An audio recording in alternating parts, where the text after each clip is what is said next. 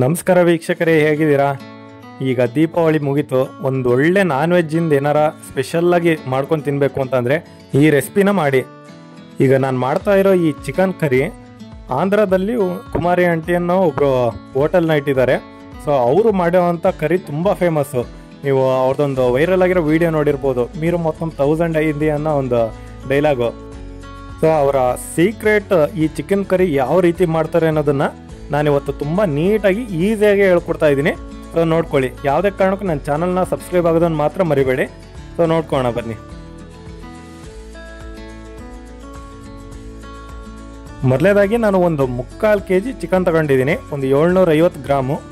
So ಈ ಚಿಕನ್ನ ಎಲ್ಲ ನೀಟಾಗಿ ತೊಳೆದ್ಬಿಟ್ಟು ಅದನ್ನು ಇಟ್ಕೊಂಡಿದ್ದೀನಿ ಈಗ ನೆಕ್ಸ್ಟು ಒಂದು ಕಪ್ನಲ್ಲಿ ಒಂದಿಷ್ಟು ಗೋಡಂಬಿಗಳನ್ನ ನಾನು ಈ ರೀತಿ ಮುರ್ಕೊಂಡು ಹಾಕ್ಕೊಂಡಿದ್ದೀನಿ. ಸೊ ಏನಕ್ಕೆ ಅಂತಂದರೆ ಇದನ್ನು ಇವಾಗ ನಾವು ಜಾರಿಗೆ ಹಾಕ್ಕೊಂಡು ಚೆನ್ನಾಗಿ ರುಬ್ಕೋಬೇಕು. ಫುಲ್ ಸಣ್ಣಕ್ಕೆ ರುಬ್ಕೋಬೇಕಾಗುತ್ತೆ. ಇದಕ್ಕೆ ಸ್ವಲ್ಪ ನೀರು ಹಾಕೊಂಡ್ಬಿಟ್ಟು ರುಬ್ಬಿ. ಇನ್ನೊಂದು ಸ್ವಲ್ಪ ಜಾಸ್ತಿನೇ ಹಾಕ್ಕೊಳ್ಳಿ, ನಡೆಯುತ್ತೆ. ಗೋಡಂಬಿ ಜಾಸ್ತಿ ಇದ್ವು ಅಂದರೆ. ನಾನಿವಾಗ ರುಬ್ಬಿದ್ದೀನಲ್ವ, ಇದಕ್ಕಿಂತ ಸಣ್ಣಕ್ಕಾದ್ರೂ ನಡೆಯುತ್ತೀನೋ. ಫುಲ್ ಸಣ್ಣಕ್ಕಿದ್ದಷ್ಟು ಚೆನ್ನಾಗಿ ಅದು ಒಂಥರ ಪೇಸ್ಟ್ ರೀತಿನಲ್ಲಿ ಆಗಿರಬೇಕು. ಈಗ ನಾನೊಂದು ಪಾತ್ರೆಗೆ 4 ಸ್ಪೂನ್ನಷ್ಟು ಎಣ್ಣೆನ ಬಳಸ್ತಾ ಇದ್ದೀನಿ. ಸೊ 4 ಸ್ಪೂನ್ ಬೇಕೇ ಬೇಕು ಇದಕ್ಕೆ ಮಿನಿಮಮ್ಮು. ಎಣ್ಣೆ ಸ್ವಲ್ಪ ಜಾಸ್ತಿ ಹಾಕಿ ಮಾಡಿದಷ್ಟು ಚೆನ್ನಾಗೆ. ಇದಕ್ಕೆ 2 ಮೀಡಿಯಮ್ ಸೈಜ್ನ ಈರುಳ್ಳಿನ ಈ ರೀತಿ ಸ್ಲೈಸಾಗಿ ಕಟ್ ಮಾಡಿಕೊಂಡು ಅದನ್ನು ಹಾಕ್ಕೊಂಡು ಇವಾಗ ಸ್ವಲ್ಪ ಫ್ರೈ ಮಾಡ್ಕೊಳ್ಬೇಕು. ಸೊ ಸ್ವಲ್ಪ ಹೊತ್ತು ಫ್ರೈ ಮಾಡ್ಕೊಳ್ಳಿ ಇದನ್ನು. ಈರುಳ್ಳಿ ಫ್ರೈ ಆದ ನಂತರ ಇದಕ್ಕೆ 1 ಸ್ಪೂನ್ನಷ್ಟು ಶುಂಠಿ ಬೆಳ್ಳುಳ್ಳಿ ಪೇಸ್ಟನ್ನು ಹಾಕ್ತಾ ಇದ್ದೀನಿ. ಸೊ ಇದು ನಾನೇ ಕುಟ್ಕೊಂಡಿರೋದು, ಕರಿ ಕಲ್ಲಿನಲ್ಲಿ ಕುಟ್ಟಿರೋದ್ರಿಂದ ಕಲರ್ ಆ ರೀತಿ ಆಗಿದೆ ಅಷ್ಟೇ. ಈಗ ಶುಂಠಿ ಬೆಳ್ಳುಳ್ಳಿ ಪೇಸ್ಟಿನ ಎಲ್ಲ ಸ್ಮೆಲ್ಲು ಹೋಗೋ ರೀತಿನಲ್ಲಿ ಚೆನ್ನಾಗಿ ಫ್ರೈ ಮಾಡ್ಕೊಳ್ಳಿ ಅದನ್ನು ಕೂಡ.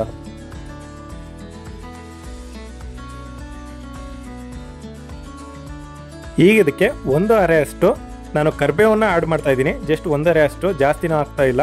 ಸೊ ಇದನ್ನ ಹಾಕ್ಬಿಟ್ಟು ಇವಾಗ ಕರಿಬೇವೆಲ್ಲ ಚೆನ್ನಾಗಿ ಫ್ರೈ ಆಗೋ ರೀತಿನಲ್ಲಿ ಒಂದು ಸ್ವಲ್ಪ ಮಿಕ್ಸ್ ಮಾಡ್ಕೊಳ್ಳಿ.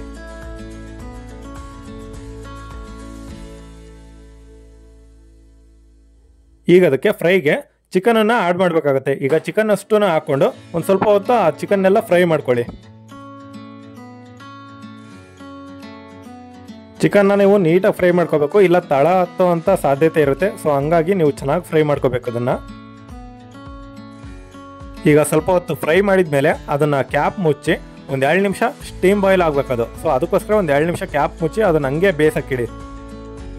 ಇವಾಗ ನೀವು ನೋಡ್ತಾ ಇರ್ಬೋದು ಒಂದು ಸ್ವಲ್ಪ ಯಾವ ರೀತಿ ಬೆಂದಿದೆ ಅಂತ. ಈ ರೀತಿಯಾಗಿ ಚೆನ್ನಾಗಿ ಒಂದು ಸ್ವಲ್ಪ 50% ಇಲ್ಲೇ ಬೇಯ್ಕೋಬೇಕು ಅದು ಚಿಕನ್ ಎಲ್ಲನೂ.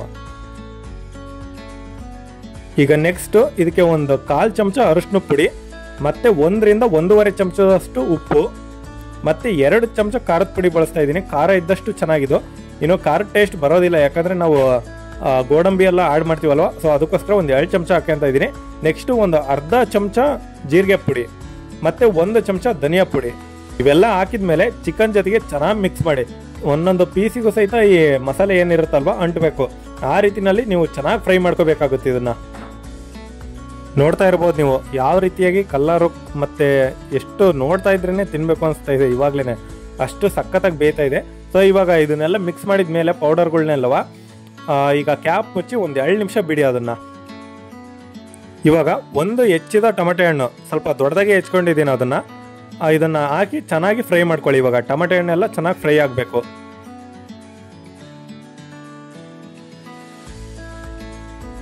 ಈಗ ಟೊಮೆಟೊ ಹಣ್ಣೆಲ್ಲ ಫ್ರೈ ಆದಮೇಲೆ ಇವಾಗ ನಾವೇನು ರುಬ್ಬಿಟ್ಕೊಂಡಿರ್ತೀವಲ್ವ ಗೋಡಂಬಿದು, ಸೊ ಅದನ್ನು ಹಾಕ್ಬಿಟ್ಟು ಇವಾಗ ಒಂದು ಸ್ವಲ್ಪ ಮಿಕ್ಸ್ ಮಾಡ್ಬೇಕು ಇದನ್ನು. ಈಗ ಮಿಕ್ಸ್ ಮಾಡ್ಬೇಕಾದ್ರೆ ನಾವು ನೋಡ್ಬೋದು, ನಾನು ಆಗಲೇ ನೀರು ಹಾಕಿದ್ದಿಲ್ಲ. ಈಗೇನು ನಾವು ಗೋಡಂಬಿದು ನೀರು ಹಾಕಿರ್ತೀವಲ್ವ ಅದೇ ಅರ್ಧ ಆಗಿರುತ್ತೆ.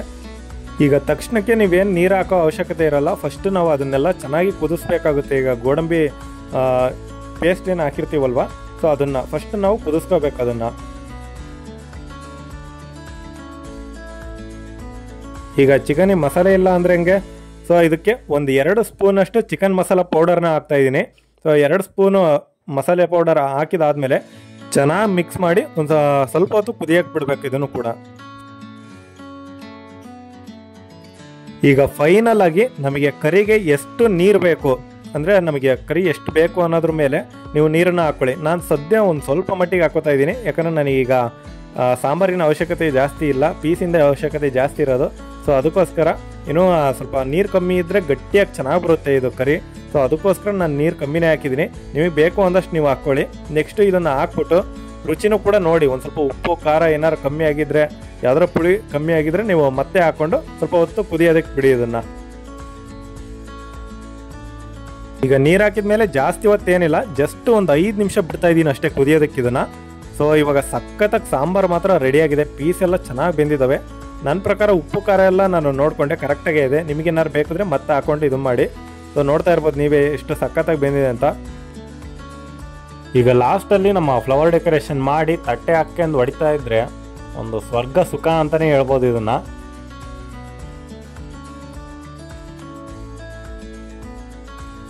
ಈಗ ನಾನಂತರೂ ಬ್ಯಾಟಿಂಗ್ ಮಾಡೋದಕ್ಕೆ ರೆಡಿಯಾಗಿದ್ದೀನಿ.